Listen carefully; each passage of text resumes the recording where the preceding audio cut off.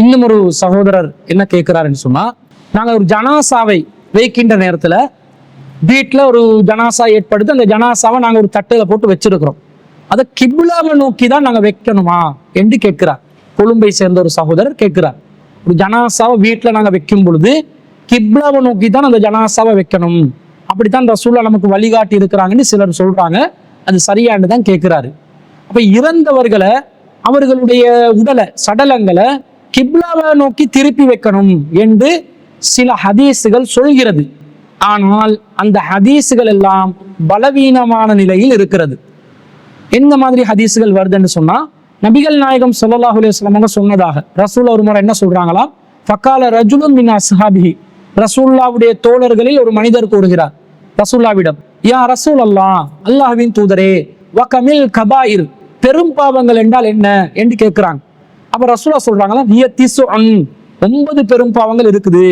அலமுஹுன்ன அல் இஸ்ராக்கு பில்லாஹ், அதுல மிக மகத்துவமானது பெரிய பாவம் என்னன்னா அல்லாஹ்க்கு இணை கற்பிப்பது, வ கத்லுல் முஃமினி பிகைரி ஹக்கின், பிறகு ஒரு மூமினை எந்த நியாயமான காரணமும் இல்லாம கொலை செய்யறதுன்னு ரசூலுல்லாஹ் பட்டியலை போட்டுட்டு கடைசியா என்ன சொல்றாங்கடா, வ இஹ்லாலுல் பைத்தில் ஹராமி கிப்லத்துக்கும் அஹ்யாஅன் வ அம்வாத்தன், பைத்துல் ஹராம், மஸ்ஜிதுல் ஹராம் உயிருள்ளவர்களுக்கும் உயிரற்றவர்களுக்கும் கிப்லாவாக இருக்கும் நிலையில் அதன் புனிதத்தை மறுத்து நடப்பது என்று நபி ஸல்லல்லாஹு அலைஹி வஸல்லம் அவங்க சொன்னதாக உமைர் ரலியல்லாஹு அன்ஹு அவர்கள் அறிவிக்கிறார்கள். அபூதாவுதுல 2490வது செய்தியாகவும், பைஹக்கியில, தபுரானியில, ஹாக்கிம் போன்ற ஹதீஸ் கிரந்தங்களையும் இந்த செய்தி பதிவு செய்யப்பட்டிருப்பதாக வருகிறது. ஆனா இந்த எல்லா செய்திகளையும் அப்துல் ஹமீத் பின் சினான் என்று சொல்லக்கூடிய ஒரு அறிவிப்பாளர் இடம்பெறுகிறார். இவரை பொறுத்தளவில் இவர் மஜ்ஹூலானவர், யார் என்று தெரியாத ஒருவர். எனவே இவர் யாரென்றே தெரியண்டா இவருடைய நம்பகத்தன்மையை உறுதிப்படுத்த முடியுமா?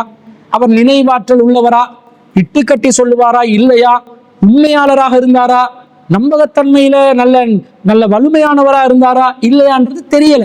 யாரென்றே தெரியாட்டி ஒருத்தர் நல்லவராகவும் இருக்கலாம், கெட்டவராகவும் இருக்கலாம். ஹதீஸுகள்ல ஒருத்தர் தகவல் அறிவிப்பதாக இருந்தா அவருடைய நம்பகத்தன்மை உறுதி செய்யப்பட்டால் தான் ஒரு செய்தியை ஏற்றுக்கொள்ள வேண்டும். இதுல நம்பகத்தன்மை உறுதி செய்யப்பட்ட நிலையில் இல்லாததனால இந்த செய்தியை ஏற்றுக்கொள்ள கூடாது. இது பலவீனமான செய்தியாக இருக்கிறது. அதே போன்று இதே கருத்துல வரக்கூடிய இன்னொரு செய்தி வருகிறது. அது பைஹக்கியில வரக்கூடிய அறிவிப்புல அய்யூப் இப்னு உத்பா என்பவர் இடம்பெறுகிறார்.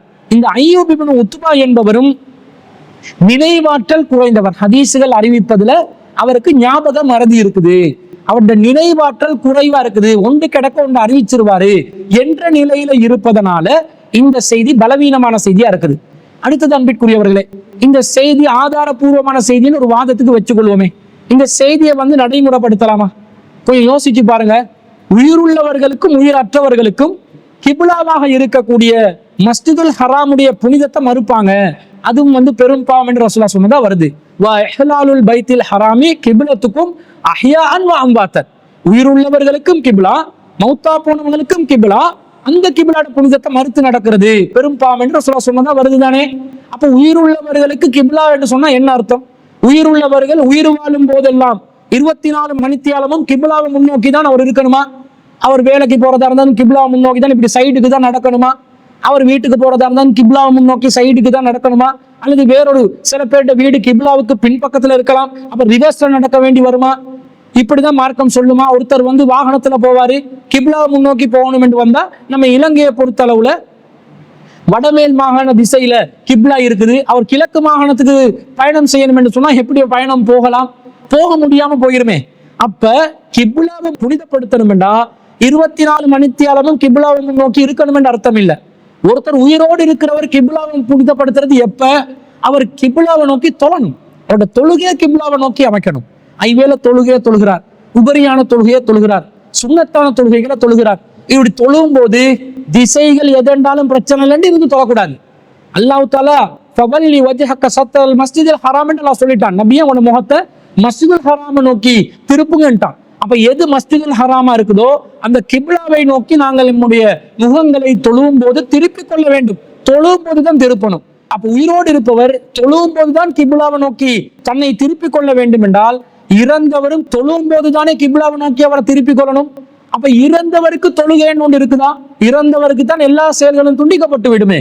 ஒரு ஆதமுடைய மகன் மரணித்து விட்டால் எல்லா செயலும் துண்டிக்கப்பட்டுவிடும், அவருக்கு தொழுகை கடமையாகாது. இன்னும் சொல்ல போனால் ரசூல்லா இறந்தவர்களை அவருக்காக வேண்டி மற்றவர்கள் ஜனாசா தொழுகை தொழும் போது கூட கிப்லாவுக்கு குறுக்க தான் வைக்க சொல்றாங்க, கிப்லாவுக்கு குரஸா வைங்க. அப்போ உயிரோடு இருப்பவரும் மரணித்தவரும் கிப்லாவை நோக்கியே இருக்கணும் என்பது ஒரு சட்டமாக இருக்குமே. ஆனால் தொழுகும் போதும் ரசூல்லா கிப்லாவை நோக்கியே அந்த ஜனாசாவை வைங்க, அதுக்கு பிறகு சப்பு ஒழுங்க வச்சுக்கோங்க என்று சொல்லி இருப்பாங்களா? இல்லையா? இல்ல. மாறாக ரசூல்லா என்ன சொல்றாங்க? இமாம் நிற்க வேண்டும், கிப்லாவுக்கும் இமாமுக்கும் மத்தியிலே குறுக்க பக்க வாக்கில் தான் ஜனாசாவை வைக்க வேண்டும் என்று சொல்வதிலிருந்து மரணித்தவர் கிப்லாவை நோக்க வேண்டியதில்லை என்று தெளிவாக விளங்குகிறது. அப்ப இது பலவீனமான செய்தியாகவும் இருக்கிறது.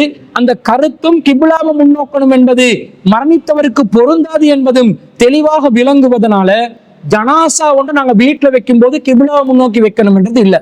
கிப்லாவை நோக்கி ஒருத்தர் வைத்தால் அதுல எந்த தப்பும் இல்லை, கிப்லாவை நோக்கித்தான் வைக்கணும், அதுக்கு மாற்றமா வைக்க கூடாது என்று யாராவது வாதிடுவார்கள் என்று சொன்னால், ஜனாசாவை கிப்லாவை நோக்கி வைப்பதுதான் நபிகளாருடைய சுன்னத்து என்று ஒருவர் வாதிடுவார் என்று சொன்னால் அது மார்க்கத்தில் இல்லாத ஒரு விதிமுறையை நடைமுறைப்படுத்துவதாக வரும். இன்னும் சொல்ல போனால் பல பகுதிகளில் வீடுகளை நாங்கள் எடுத்துக்கொண்டா, கொழும்பு பகுதிகள் எல்லாம் சின்ன சின்ன வீடுகள் தான். கொழும்பு பெரிய கொழும்பு மாநகரம் என்று சொல்லுவாங்க. ஆனா கொழும்புல ஒவ்வொரு தெருவா போயிட்டு வீடுகளை பார்த்தீங்கன்னு சொன்னா எல்லாம் 10க்கு 10, 20க்கு 10, 15க்கு 10 சின்ன சின்ன வீடுகள். அந்த வீடுகளுக்குள்ள ஜனாசாவை கிப்லாவை முன்னோக்கி வைக்கிறதுக்கு முயற்சி செஞ்சால் எதையுமே வீட்டுல பண்ண முடியாத சூழ்நிலை வந்துடும். அதை விட பெரிய வீடா இருந்தாலும் சரி, ஹால் வைப்பாங்க, சின்ன அளவுல தான் வைப்பாங்க.